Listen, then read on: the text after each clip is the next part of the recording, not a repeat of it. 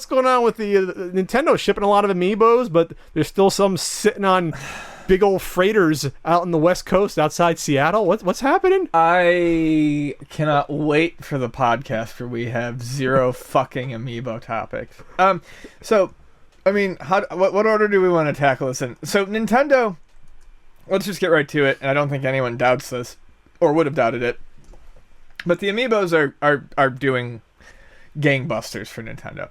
They're busting gangs. They've shipped 5.7 million of these little plastic fuckers, and that's a lot of money. Yeah, and they've been selling extremely well. What interests me though is the art more so than the number is the article that we sourced this information from gives a breakdown of what the most popular ones were. Engadget. And Link is, obviously very popular, but I'm actually kind of surprised that Link was more popular than Mario in 3 out of the 4 districts that they showed, which is Japan, U.S. and Canada, Europe, and Australia. I'm not so surprised, but okay. I mean, I guess it's not really surprising. There are definitely more diehard Link fans, maybe. Mm-hmm. What makes me happy as can be is that Kirby was number 2 in Japan. Kirby rightfully gets his number 2 spot. But, I mean, for these things that have, really very little functionality right now, they're nice sculpts and people like them, and they're cheap enough that when you can find them, it's an easy impulse purchase. Oh shit, there's a Pikachu. I like Pikachu. I'm going to buy this Pikachu and put him on my counter. So that's pretty awesome. What sucks is the scarcity of it. Well, scarcity of the ones that the people are trying to go after. Well, scarcity of Amiibos in general. But I mean the non-popular guys sure. Specifically because they're being hoarded and resold. But if you walk into an Amiibo section after like a wave starts, I mean, you're down to nothing but maybe like a Mario or 2. I mean, everything goes. And part of the reason why this could be a potential issue is because there is a West Coast strike on the ports.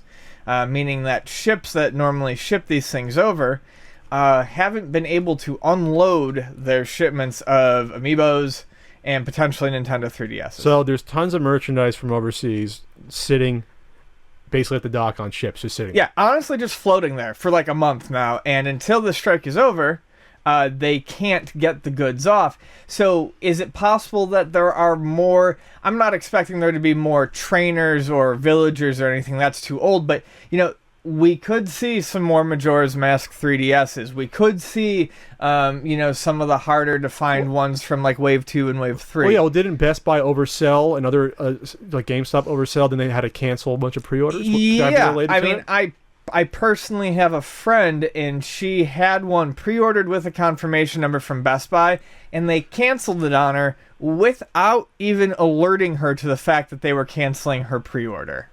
I mean, no email, no nothing. That's just insane horseshit. And it's because they oversold. I'm not mad at Nintendo. It's Best Buy doesn't know what the fuck they're doing. But what I'm hoping for is that these products that Best Buy was hoping to have in stock to fill these pre-orders are the ones that are on their boats. I'm hoping that people get calls late and are like, "Hey, do you still want this?" Well, I don't totally blame the retailers because they think the stock's going to be there. Why wouldn't it be? This is to have a strike like this is pretty rare. I haven't heard of one recently where all of a sudden no merchandise comes into a port. But a labor dispute like this is not something that the chains can, because it sounds like this is something that happened. Bam, it's happening. So Best Buy's like, oh shit, now this stock's going to be not here in 2 weeks like we thought it would. No, but to not even send an email. I mean, okay, sure. Yeah, I mean, they're not and I understand. I mean, from a retail perspective, which is what I do, you don't want to deal with those angry customers. They're going to be pissed, especially because they really wanted something that was limited edition. But limited edition. But yeah, I mean, I don't know. If it turns out that, say, these items are on the boats, then I feel less malice towards Best Buy, and I don't really feel any malice towards Nintendo because it's not. I see too many people saying Nintendo should just make tons of these, but if no one wants to buy them, then they end up clearance items, and Nintendo loses money on this shit anyways. I think it's funny where people that are like, oh, the same people that are probably saying, oh, Nintendo's going to go bankrupt, or are concerned that Nintendo's not pumping out, 40 million of these things that'll just cost them a ton of money to do, and not Right. Nintendo's being smart. You may not like, but they're being as smart as you can be for this is a brand new product they never came out with before. They've never released toys like this en masse. So I mean, this is what they're doing gradually. They have to test the They water. have to hedge their bets a little bit. Yeah, and they don't know. They didn't know necessarily that freaking Wii trainers are going to be hoarded and resold. They can't right, control that. because who besides me actually wanted a Wii Fit trainer to play as? Like, I mean, not many people. Yeah. And the thing is Zelda. The thing is. Go with it. Fuck. Embrace it. Jesus Christ. Love it. So, lots of people like Zelda. Lots of people like Majora's Mask. Yep.